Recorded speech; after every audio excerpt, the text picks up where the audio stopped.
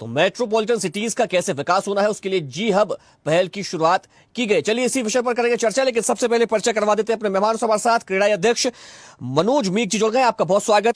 मनोज जी, देखिए, इंदौर और भोपाल को मेट्रोपॉलिटन सिटीज के रूप में विकसित करना है, इसके लिए अब एक पूरी पहल की शुरुआत कर दी गई है।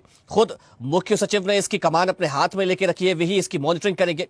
और देखिए, बड़ी बात यह भी है कि एक को इनोवेशन के क्षेत्र में हब बनाया जाएगा, तो दूसरे को जो है वो आईटी के क्षेत्र और लॉजिस्टिक्स के क्षेत्र में हब बनाने की तैयारी है। ये अवधारणा जब मेट्रोपॉलिटन सिटी प्लान किया गया तभी समझ में आ रहा था कि दो बड़े महानगर विकसित करना होंगे, क्योंकि 1947 तक जो अनुमान है कि देश में शहरीकरण 50% से ऊपर जाएगा, तो हमें अपने शहरों को पहले से तैयार तो रखना ही होगा। और इसी के तहत ये कार्रवाई चल रही है। और जो ये ग्रोथ हब की कल्पना है सरकार की, जिसका शुभारंभ कल मुख्य सचिव महोदय ने किया है, ये बिल्कुल प्रशंसनीय है, क्योंकि हम लैंडलॉक स्टेट हैं और यहाँ पे हमें अतिरिक्त प्रयासों की जरूरत पड़ेगी अगर आर्थिक गतिविधियां बढ़ाना है तो।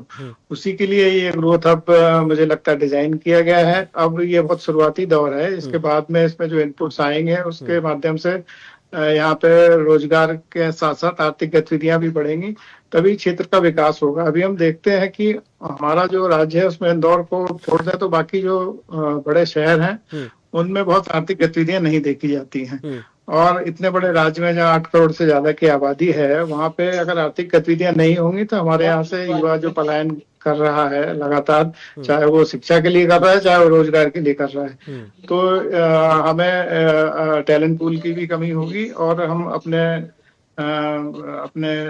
राज्य के जो नागरिक हैं उनको अपने राज्य में ही रोजगार और काम दिला पाने की स्थिति में नहीं रहेंगे। तो ग्रोथ हब की जो कल्पना है, अगर ये सरकार ठीक से क्रियान्वित करके साकार करती है तो युवाओं के लिए ये अच्छे भविष्य के संकेत है। और अभी बहुत प्रारंभिक तौर पे ये अवधारणा आई है ग्रोथ हब की।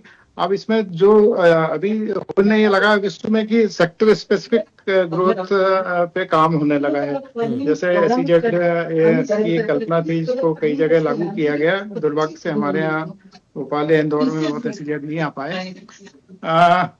जो जिस चीज की विशेषता जिस शहर में है, जिस तरह का टैलेंट पूल या जिस तरह का मैन पावर जिस शहर या उसके आसपास के जिलों में है, उस तरह के इंडस्ट्रीज को फोकस करना होगा। मेरा ये मानना है कि हम चूंकि देश के मध्य में हैं तो लॉजिस्टिक्स का हमारे पास बहुत बड़ा एडवांटेज है, उस पे काम किया जाएगा, जिसके बारे में कल संकेत भी दिखे हैं।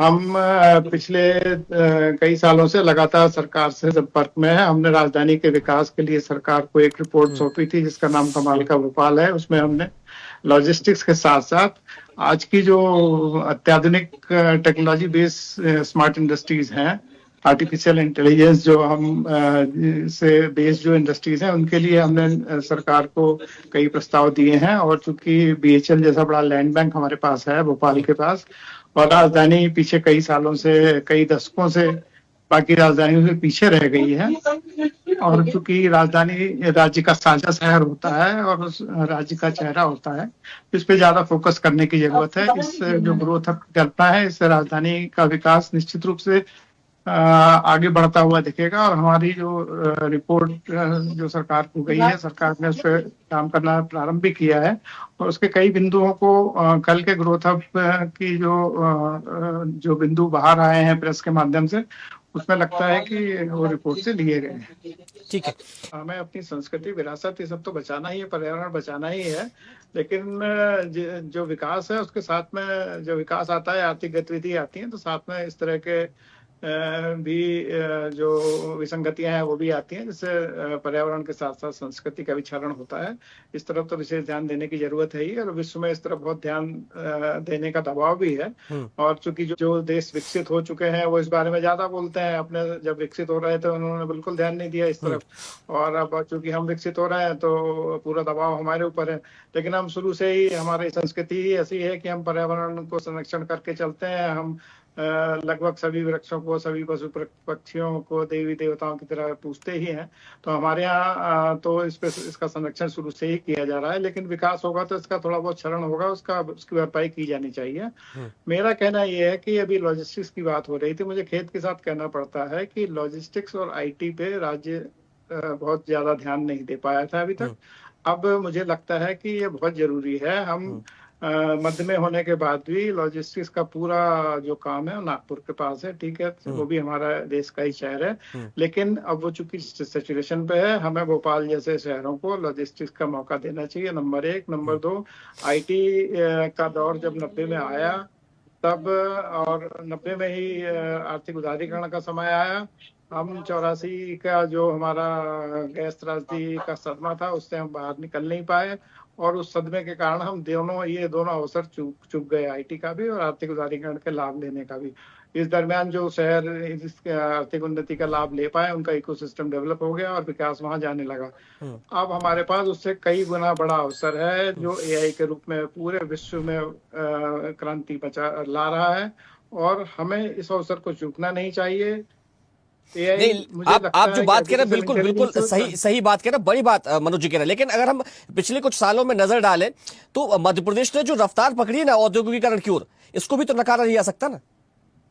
नहीं, वो तो ठीक है, वो तो समय के साथ जो ऑर्गेनिक ग्रोथ है, ऑर्गेनिक ग्रोथ से आजकल काम नहीं चलता है, हमको अतिरिक्त प्रयास ही करने पड़ते हैं। देखिए 29 राज्य है हमारे यहाँ, हर राज्य का मुख्यमंत्री सीईओ बन के काम कर रहा है, इतने प्रयास हो रहे हैं। मुझे अच्छे से याद है, हम कॉलेज में पढ़ते थे तो अहमदाबाद, बेंगलोर, हैदराबाद जाते थे, भोपाल से कंपेयर करते थे। हमारा भोपाल शहर इंफ्रास्ट्रक्चर के मामले में और अन्य मामलों में उनसे बेहतर था।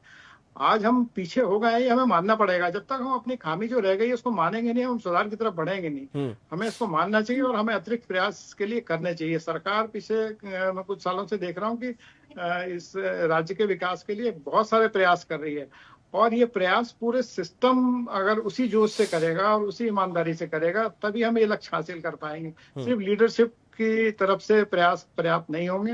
हम व्यापारिक संगठन के तौर पे या नागरिक अभियान जो हम कमाल का भोपाल चला रहे हैं, उसके तौर पे हम लगातार सरकार के साथ सहयोग कर रहे हैं। ऐसे प्रत्येक नागरिक को, प्रत्येक संगठन को सरकार के साथ सहयोग करना होगा अगर हम अपने राज्य को, अपने शहरों को विकसित करना है, क्योंकि जिम्मेदारी सिर्फ सरकारों की नहीं होती, हर नागरिक की होती है। हमें अपने राज्य, अपने शहर के प्रति बिलोंगिंगनेस बढ़ानी पड़ेगी। हम देखते हैं इंदौर का नागरिक अपने शहर के लिए कितना प्रेम करता है, कितनी बिलोंगिंगनेस है। वो दूसरे शहरों में, खास करके राजधानी में, हमें इस पे जागरूकता लाने की जरूरत है, क्योंकि अब तो वो पीढ़ियां आ गई हैं जो वो यहीं पैदा हुई हैं और यहीं की कहलाती हैं। इसके पहले माना जा सकता था कि राजधानी बनने के बाद लोग यहाँ माइग्रेट हुए, लेकिन इस तरह की जब तक अपनापन नहीं आएगा तब तक हम अपने शहरों के विकास के प्रति संजीदा नहीं होंगे, और संजीदा नहीं होंगे तो हमें दूसरे शहर, प्रगतिशील शहरों की तरफ देखना होगा, जो सबसे आसान उपाय है। हमें हमेशा जिन लोगों ने यहाँ काम किया है, यहाँ से रोजी रोटी कमाई है, उनके ऊपर कर्ज है इन शहरों का, जिस शहरों से उन्होंने आजीविका कमाई है, कि वो उन शहरों के प्रति सजग रहें, उनके विकास के लिए जो भी हो उनसे बन पड़ता है वो करें।